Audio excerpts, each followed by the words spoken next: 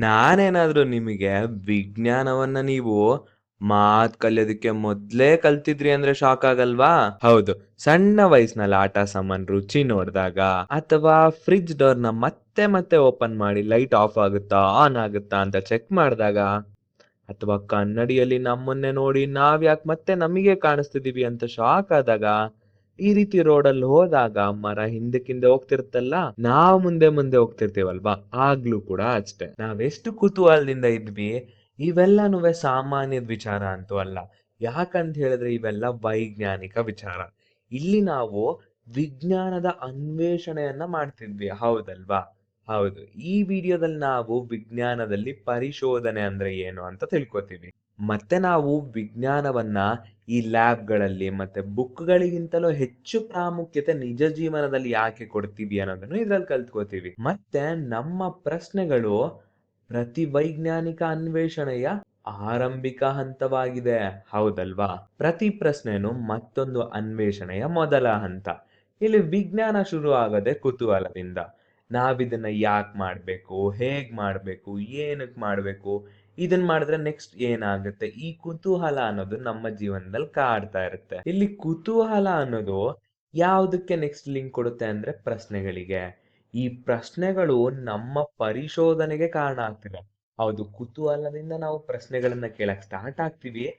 ಆ ಪ್ರಶ್ನೆಗಳಿಂದ ನಾವು ಪರಿಶೋಧನೆಯನ್ನ ಮಾಡಕ್ಕೆ ಕಾರಣ ಆಗ್ತೀವಿ. ವಿಜ್ಞಾನದಲ್ಲಿ ಪರಿಶೋಧನೆ ಅಂದ್ರೆ ಈ ರೀತಿ ಬೆಟ್ಟ ಹತ್ತೋದು ಅಥವಾ ಪ್ರತಿ ಸರಿ ನೀರಲ್ಲಿ ಈಜಾಡೋದು ಅಷ್ಟೇ ಅಲ್ಲ, ಕೆಲವೊಂದ್ಸರಿ ಗಮನಿಸೋದು. ಯಾಕೆ ಮಳೆ ಬಂದ್ಮೇಲೆ ಈ ರೀತಿ ನೀರು ಆವಿ ಆಗ್ತಿರುತ್ತೆ? ಕೆಲವೊಂದ್ಸರಿ ಯಾಕೆ ಈ ರೀತಿ ಮುಟ್ಟಿದ್ರೆ ಮುನಿ ಅನ್ನೋ ಗಿಡ ಇರುತ್ತಲ್ವಾ, ಇದ್ರ ಮೇಲೆ ನಾವು ಬೆರಳಿಟ್ಟಿದ ತಕ್ಷಣ ಎಲೆಗಳು ಈ ರೀತಿ ಮುಚ್ಕೊಳುತ್ತೆ, ಅಥವಾ ನಮ್ ಯೂನಿಫಾರ್ಮ್ ಮೇಲೆ ಈ ರೀತಿ ಹಳದಿ ಬಣ್ಣ ಬಿದ್ದಾಗ ನಾವು ಒರೆಸಿದ್ರೂ ಹೋಗ್ತಿರಲ್ಲ, ಈ ರೀತಿ ಗಲೀಜಾಗುತ್ತಲ್ವಾ, ಇದ್ಯಾಕೆ ಅಂತ ಯೋಚನೆ ಮಾಡಕ್ ಸ್ಟಾರ್ಟ್ ಆಗ್ತೀವಿ.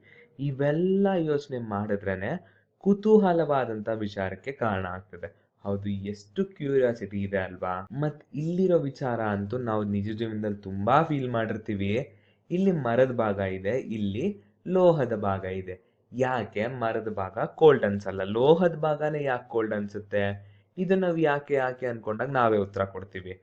ಹೆಂಗೆ ಅಂತ ಹೇಳಿದ್ರೆ ಲೋಹವು ಮರಕ್ಕಿಂತ ತಂಪಾಗಿರುತ್ತೆ ಅಂತ ಹೇಳ್ತೀವಿ, ಹೌದಲ್ವಾ? ಈ ಮರದ ಬೀಗ ನಾನು ಫಸ್ಟ್ ಮುಟ್ಬಿಟ್ಟೆ, ಈ ಕೀಲಿ ಮುಟ್ಟದೆ, ಇದು ಒಂದು ತಂಪಾಗಿದೆ, ಮರದ ಭಾಗ ಮಾತ್ರ ಹೀಟ್ ಆಗಿರುತ್ತೆ. ಹಿಂಗ್ ಯಾಕೆ ಅಂತ ಹೇಳಿದಾಗ ಬಹುಶಃ ನಾವು ಲೋಹವು ಶಾಖವನ್ನ ವೇಗವಾಗಿ ತೆಗ್ದಾಕತ್ತೆ ಅಂತ ಹೇಳ್ತೀವಿ. ಹೌದು, ಬಿಸಿ ತಾಪವನ್ನ ಬೇಗ ತೆಗ್ದಾಕತ್ತೆ, ತಂಪನ್ನ ಹೀರ್ಕೊಳುತ್ತೆ.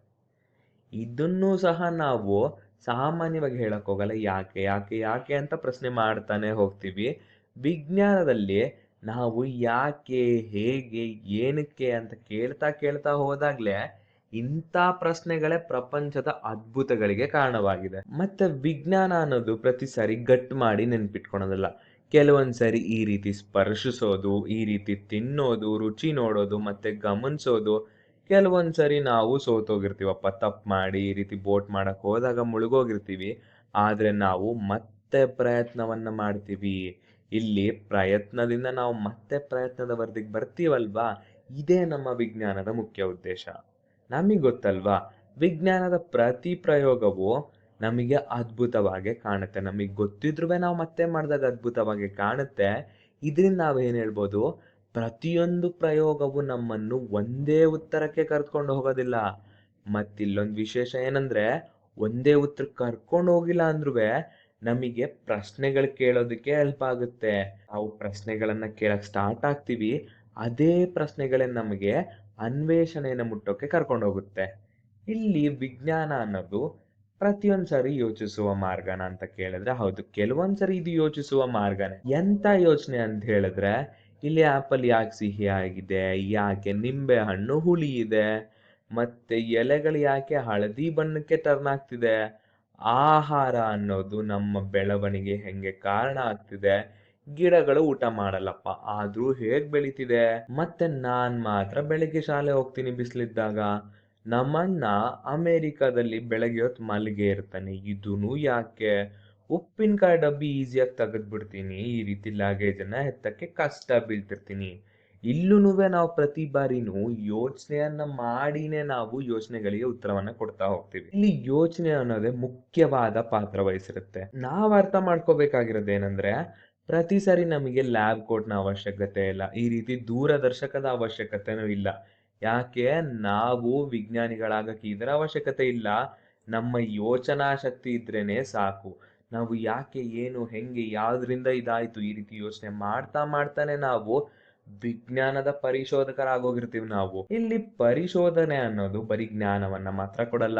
ಜ್ಞಾನದೊಟ್ಟಿಗೆ ಇದು ನಮಗೆ ಶಕ್ತಿಯನ್ನು ಸಹ ಕೊಡುತ್ತೆ. ಎಂಥ ಶಕ್ತಿ ಅಂತ ಹೇಳಿದ್ರೆ, ನಮ್ಮ ಸುತ್ತಮುತ್ತಲಿನ ಸಮಸ್ಯೆಗಳನ್ನು ವಿಶ್ಲೇಷಿಸಿ ಸೂಕ್ತವಾದ ನಿರ್ಧಾರ ತಗೊಳ್ಳೋಂಥ ಶಕ್ತಿನೂ ಕೊಡುತ್ತೆ. ಉದಾಹರಣೆಗೆ ಎಂಥ ಸಮಸ್ಯೆ? ನೀರಿನ ವ್ಯರ್ಥ ಆಗ್ತಿರುತ್ತೆ, ಅತಿಯಾದ ವಿದ್ಯುತ್ ಬಳಕೆ ಆಗ್ತಿರುತ್ತೆ. ನಮ್ಮ ಜ್ಞಾನದಿಂದ ನಾವು ಇಂಥ ಸಮಸ್ಯೆಗಳನ್ನ ನಾವು ಬಗೆಹರಿಸ್ಬೇಕು. ಅಂತ ಶಕ್ತಿನ ನಮಗೆ ಪರಿಶೋಧನೆ ಅನ್ನೋದು ಕೊಡುತ್ತೆ. ಮತ್ ವಿಜ್ಞಾನದಲ್ಲಿ ಪರಿಶೋಧನೆ ಅಂದ್ರೆ ಏನು? ಕೆಲವೊಂದ್ಸರಿ ಈ ರೀತಿ ಟೇಸ್ಟ್ ಮಾಡೋದು, ಕೆಲವೊಂದ್ಸರಿ ಪ್ರಯೋಗ ಮಾಡೋದು, ಕೆಲವೊಂದ್ಸರಿ ಪ್ರಶ್ನೆ ಕೇಳೋದು, ಕೆಲವೊಂದ್ಸರಿ ಈ ರೀತಿ ಟ್ರೈ ಮಾಡುವಾಗ ಫೇಲ್ ಆಗೋದು, ಮತ್ತೆ ಪ್ರಯತ್ನವನ್ನ ಮಾಡಿ ನಾವು ಸಕ್ಸಸ್ ಪಡೆಯೋದು. ಇದೇ ಅಲ್ವಾ ಪರಿಶೋಧನೆ ಅಂದ್ರೆ?